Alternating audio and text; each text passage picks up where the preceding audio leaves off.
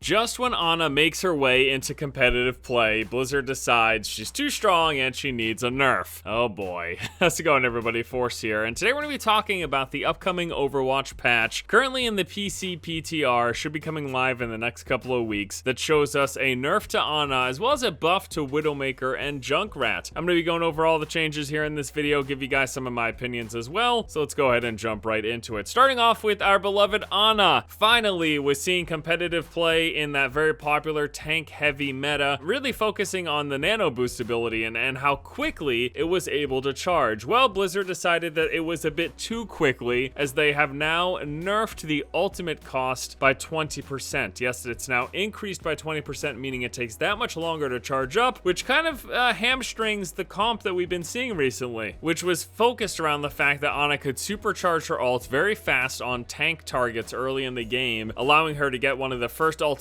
off and kind of snowball from there. Blizzard either doesn't like that playstyle or whatever, and as such they've decided to nerf it. Now, from their comments, they're saying that they haven't seen any indication that Ana is too strong overall, which I'll agree with, but that her ultimate charges was a little bit too fast, especially considering the impact it could have on a match. Again, I'm kind of confused because prior to this recent surge of this new popular Ana-focused tank-heavy meta, prior to that, she basically wasn't being played at all. And the other thing that's sort of frustrating to me about this is the fact that this was the first time in a long time that we've seen a new viable competitive composition. Because prior to that, it's basically been 2 tanks, 2 DPS, and 2 healers for a long time, essentially since the game launched. So now that we finally had this 3-3 meta with 3 tanks, 3 healers, they decided to nerf the sort of centerpiece on that right away. I don't know, I guess maybe this was certainly needed, maybe it was a bit too fast, but the fact that this could just squelch the first sort of breath of fresh air and changing of the meta that we've seen since launch, if that does happen, I'm going to be a little bit frustrated because it was nice to see something at least a little bit different than the standard 2-2-2 that we've been seeing consistently in all competitive professional play. Now, Ana did also get one additional change, a little bit of a buff here. Her Biotic Grenade, the radius has been increased from 3 to 4 meters. I've got a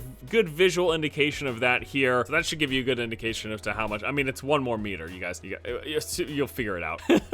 All right, so that's Ana. Let's go ahead and move on now to the buffed characters, first starting off with Widowmaker. Her scope animation has now been reduced from 0.5 to 0.3 seconds. If you recall, some time back, it was very popular to have these quick scoping Widowmakers that would constantly be scoping in and out. Well, they ended up forcing it so that you could not rescope until the scope animation had finished. And so what this did is it effectively stopped the quick scoping that we were seeing. It was very strong. Widowmaker was being seen consistently. They nerfed that. Widowmaker pretty much just disappeared, and she's been almost non-existent on the professional scene since then. Maybe this adjustment, this slight reduction in the animation time, while not fully bringing back the quick scoping of yore, will put her somewhat into a more viable position. It'll be interesting. We'll have to wait and see. And then next we've got Junkrat. This is a buff, but it's kind of I almost want to say a misguided buff. I don't quite see. All right, let's see. Riptire now activates more quickly. So basically the casting time for the ultimate animation for Junkrat happens quicker. Now, their comment on this was, Junkrat is an extremely effective hero in the right hands, but Riptire often felt underpowered when compared to his counterparts. I absolutely agree. A good Junkrat can do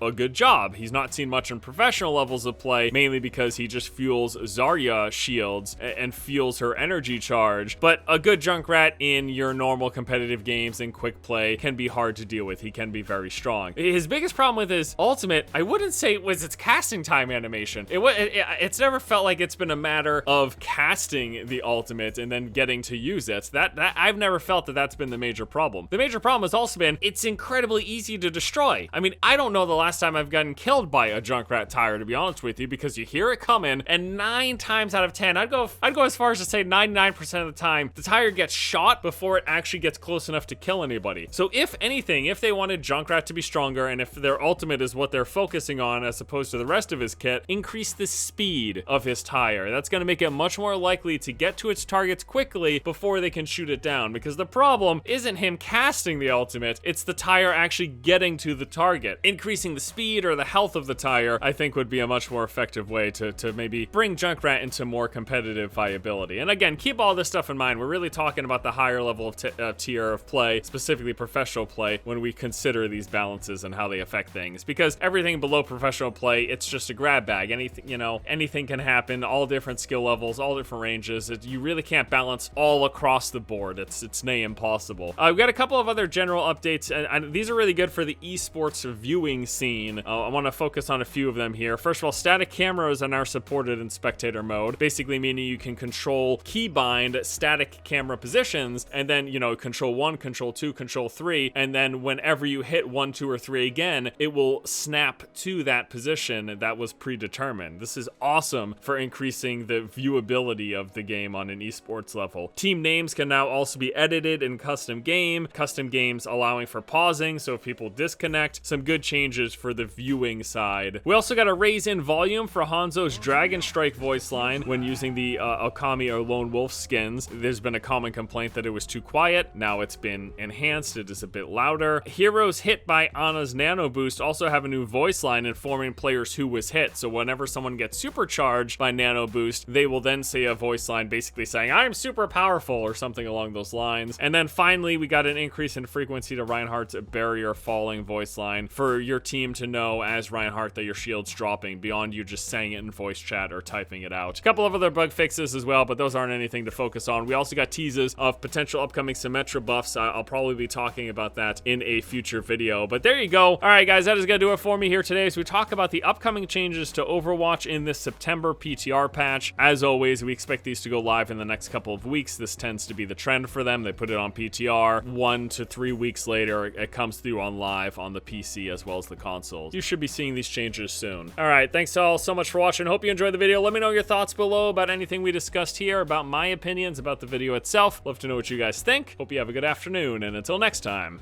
I'll see you later.